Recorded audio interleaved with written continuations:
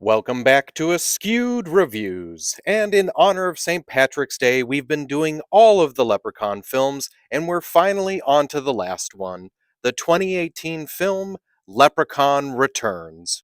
Here is your trivia question for today. Can you name either or both of the made-up app and search engine that are used by Lila in this film? The answers will be at the end of this episode. So, our film starts off as a direct sequel to the original Leprechaun film, but it is now 25 years later.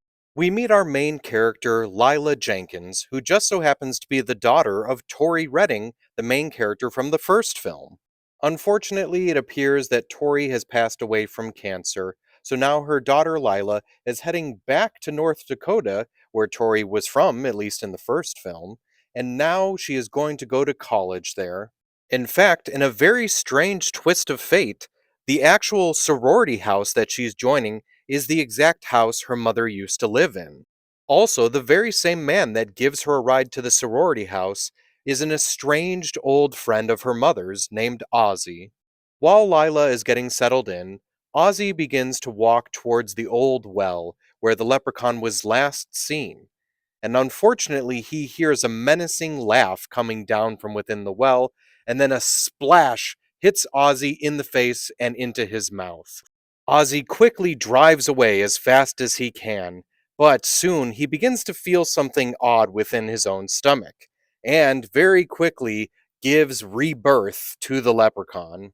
So now that the leprechaun is back amongst the living, he only wants one thing: his gold back, and he believes that the ladies at the sorority house happen to know where it is.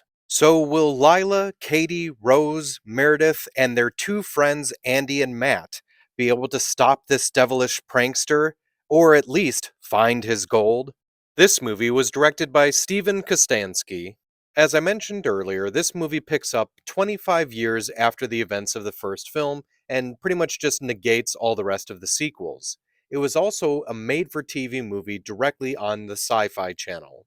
Now, this film was originally not going to be called Leprechaun Returns. There was two other possible subtitles. There was Leprechaun Lives and Leprechaun Renewable Enemy. Mark Jones, the writer, director, and producer of the first Leprechaun film, was originally going to come back as an executive producer on this film, but unfortunately there was some salary disagreements. Now, they did in fact reach out to Warwick Davis to see if he'd be willing to reprise the character of the Leprechaun.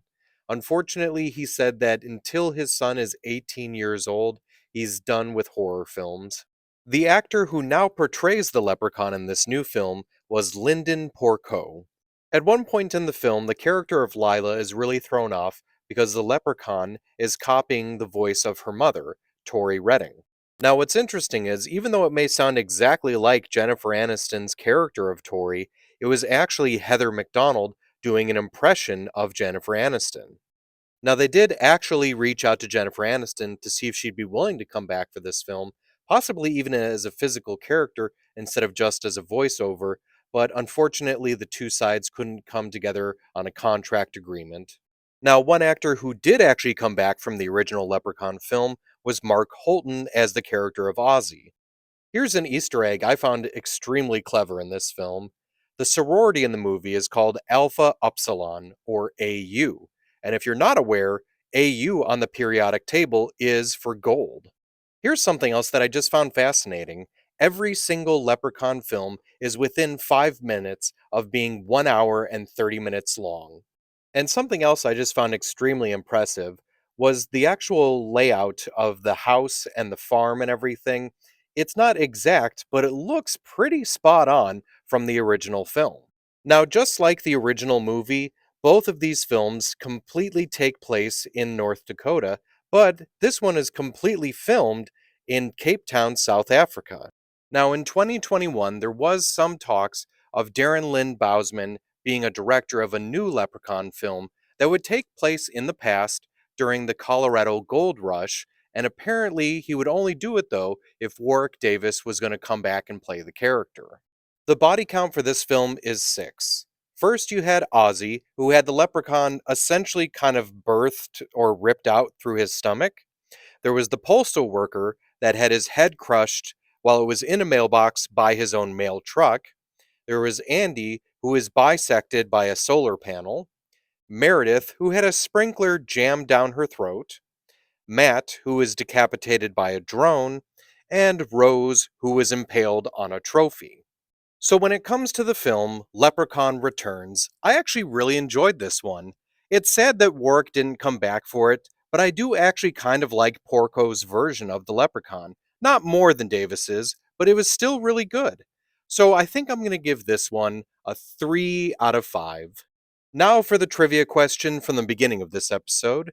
Can you name either or both of the made up app and search engine that are used by Lila in this film? So the social media app that she uses is called Funstagram, and the search engine that she uses is called Boogly. I hope you enjoyed this episode of Askewed Reviews, and if there's a movie you'd like to see get a review, just mention it in the comments.